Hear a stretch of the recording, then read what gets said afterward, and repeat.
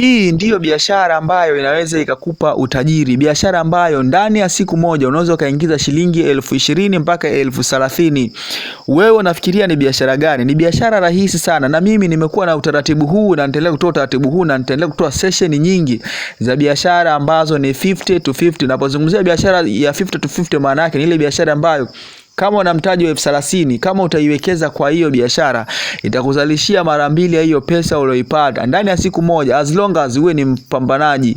Hapa tunazungumzia wale mafighter, wale ambao wana mitaji midogo na wanataka watoboe, ndio ambao tunazungumzia. Sio wewe lele mama ambao unafanya kazi kidogo, unatembea kidogo tu umechoka. Hapana, nazungumzia wale mafighter, watu ambao wana hasira na maisha, watu ambao hawajui watafanyaje, lakini wana mitaji midogo, ndo wana shilingi 20,000, 30,000. Kuna wengine wanataka mtaji aanze na milioni 2, milioni 1, hao ni matajiri. Lakini tunazungumzia watoto wa kimaskini ambao wapo tayari kuanza mtaji na shilingi 10,000, 20,000 mpaka 30,000.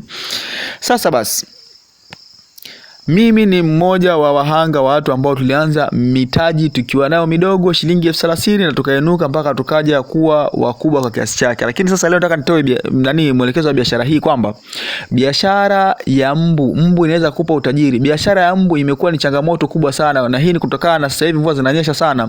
Kwa hiyo biashara ya mbu imekuwa ni on trending, yani soko lake limepanda mno, na hii ni kutokana na uhitaji, kwamba mbu wamekuwa ni kero kiasi kwamba watu wakikaa jioni kupiga stories zao, mbu inakuwa anang'ata kwenye miguu, nywi wanang'ata. Basi mtu unapata kero, unatamani uende ukanunue dawa ya mbu kwa mangi.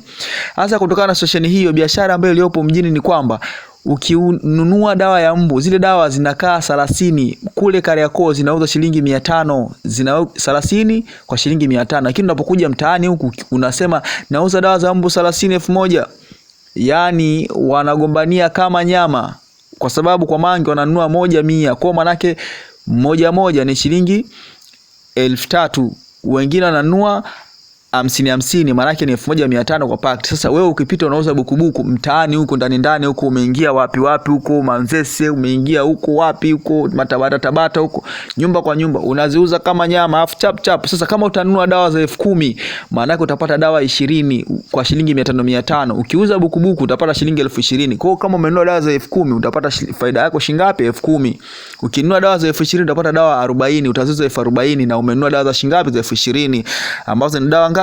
Kwa shilingi 500 ni dawa 40 za 20,000, ambapo ukiuza zote zikiisha chapu kwa bukubuku unapata shilingi 40,000. Kwa hiyo utakuwa na uwezo wa kuzalisha shilingi 20,000 kwa mtaji wako shilingi 20,000 ndani ya siku moja. Hivyo kwa 30,000 ndio. Lakini kuna dawa zingine zile zenye coil ambazo unanunua shilingi 700, zenyewe unazuza 1,500, na zile ndo wanazipenda kweli kushinda hata hizo na nini zaudi.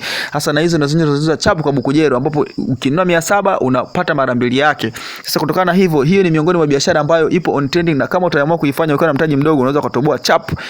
Sasa basi, hiyo ni session, na nitaendelea kutoa session nyingine ya biashara ambayo unaweza kupata 30,000 ndani ya siku moja.